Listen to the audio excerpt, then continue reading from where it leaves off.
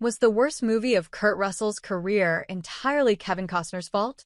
It sounds nastier than it was. If a movie starring Kurt Russell and Kevin Costner had been released in the late 1980s or early 1990s, when both were at the peak of their powers, it would probably have been a hit, regardless of what it was. Unfortunately, the results were dire when the duo finally shared the screen at the turn of the millennium. So dire, in fact, that despite making his feature debut in 1963 and remaining a near-ubiquitous presence on screen ever since, Russell hasn't been in a single film that scored worse reviews from critics. Even though they'd never been cast in the same production, there was always a loose rivalry of sorts between them, and not only because they shared an earthy, all-American charm. They'd crossed paths a couple of times before and earned one victory apiece, but nobody won the third time around. A lifelong baseball fan, Russell had worked with writer and director Ron Shelton to develop a feature about a washed-up veteran who rediscovers his love of the game. When the time came for the studio to stump up the money, though, Bull Durham would only get the green light if Costner played the lead. Several years later, they were inadvertently at each other's throats once again, with Russell headlining Tombstone as Wyatt Earp at almost the same time Costner was producing and playing the title role in Lawrence Kasdan's eponymous Western. Neither man budged, and it was the latter who suffered when his interminable 3-hour epic won him a Razzie for Worst Actor and tanked at the box office. By the dawn of the 2000s, neither man was in a particularly fortunate position, career-wise.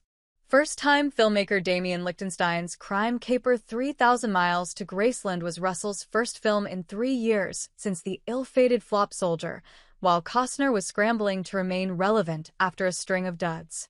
It was easy to see the appeal for the Elvis-staffed Russell, and the chance to play opposite Costner in a frivolous heist thriller predicated on a convention of impersonators had potential. However, the movie was an unmitigated, 5-time Razzie-nominated disaster that lost a fortune. It's an objectively terrible picture that makes little sense, features several bizarre scenes that feel like they belong in a completely different film, and carries the whiff of something that was torn apart and put back together in post-production, as everyone involved scrambled desperately to polish an unpolishable turd. Whispers at the time suggested that the debuting Lichtenstein was so far out of his depth that he ceded control to Russell and Costner, giving them the go-ahead to oversee 2 different versions of 3,000 Miles to Graceland, driven by their own creative impulses. Both went into the editing room and made their own cuts, report alleged per ABC. It sounds a hell of a lot nastier than it actually was. Russell's version was said to favor character development, and Costner's prioritized the action and thriller elements, which was the one ultimately sent out to die in cinemas. Neither actor publicly commented on what was and wasn't true, but there are some unavoidable facts.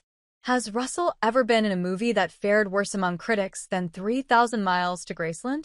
No. Does Costner have a long history of interfering in his films, often to their detriment? Yes. Was it really that bad? Definitely. Make of that what you will, but what can't be argued is that nobody came out on the other side smelling of roses. Hey friends, if you enjoyed this video, don't forget to give it a like. Got a question, opinion, or suggestion? Drop a comment below. I read all of them, and I often feature interesting ones in my next videos. And most importantly, for more exclusive boxing highlights and celebrity news, make sure to subscribe to the channel and hit the notification bell so you never miss an update. Your support helps us grow and keep bringing you awesome content. See you in the next video. Stay safe and take care.